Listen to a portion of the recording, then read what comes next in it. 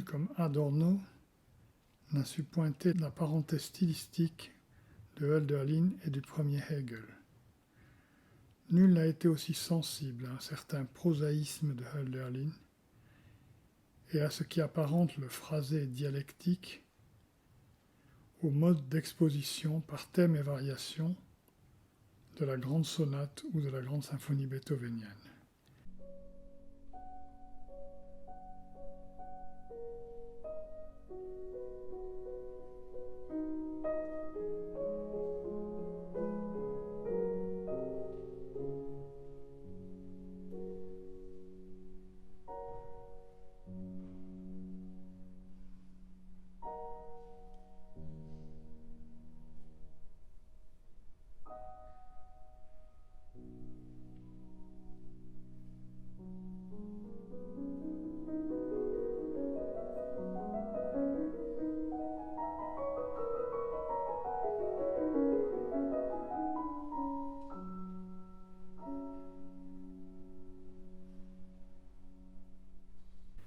Il y a pour Adorno une écriture philosophique, poétique, musicale, du spéculatif.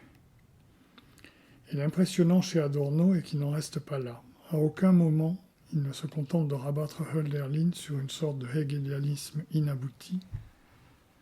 Ce qu'il vise au contraire, et c'est là sans doute que se décide la surprenante convergence de son propos avec celui de Heidegger, c'est le moment de la rupture, ou mieux de la mise en suspens, dans Hölderlin, du spéculatif.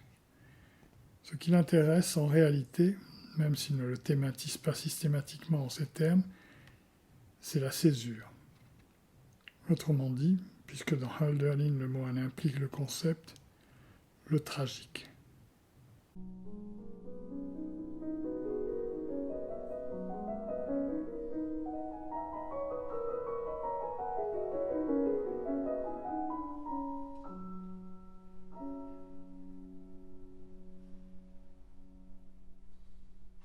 L'analogone, qui permet de comparer la philosophie à l'écriture poétique, c'est la musique. La musique de type beethovenien, dans laquelle la réexposition, c'est-à-dire le rappel des structures thématiques exposées précédemment, veut être dans l'idéal le résultat du développement, c'est-à-dire de la dialectique, fournit sur ce point un analogone qui dépasse la simple analogie. Mais ce que l'écriture musicale accomplit, mesuré à l'aune de la syntaxe spéculative, si c'est bien une synthèse, cela reste une synthèse, dit Adorno, non conceptuelle.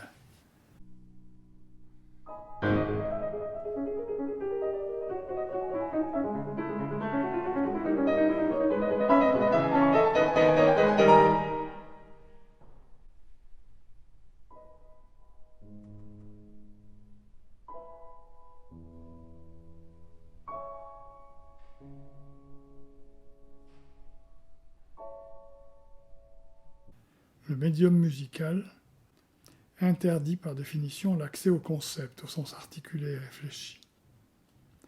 De même, dans sa différence affirmée à la philosophie, ce que tente d'atteindre la poésie de Hölderlin, c'est une telle synthèse non conceptuelle.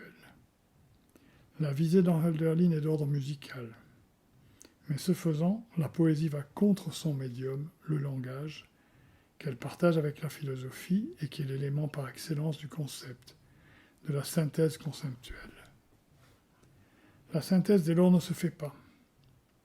L'opération dialectique spéculative s'inachève et se paralyse.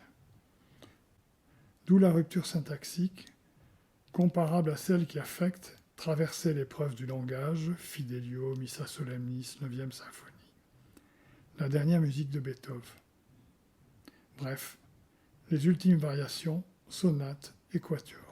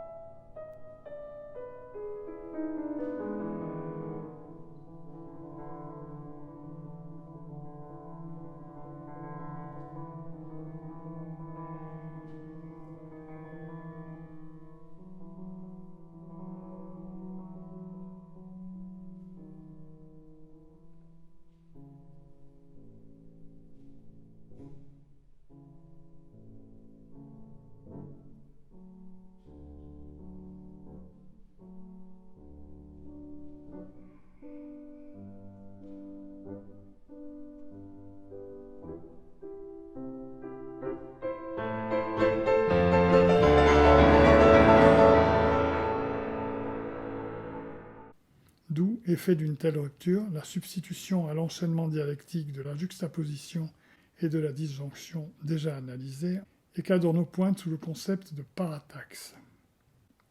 Mais là où Heidegger réfère la syntaxe disjonctive de Hölderlin au grand style contrapuntique et à son organisation profonde, Adorno, plus attentif à la négativité, met l'accent sur la désarticulation de l'écriture de Hölderlin.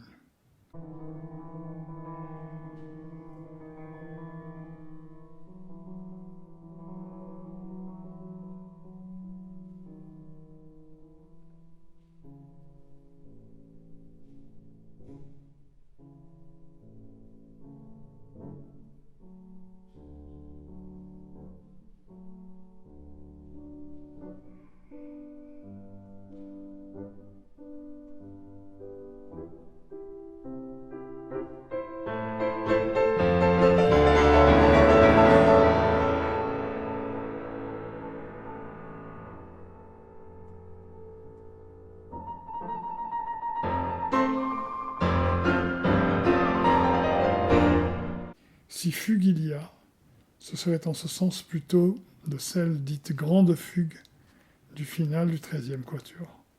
Son Hölderlin est en somme celui de la déchirure non cicatrisable qui écarte, au lieu même de leur adjointement utopique, philosophie et musique, art et pensée, et qui subit jusqu'au bout, jusque dans son écriture, la loi sans loi de cet écartèlement.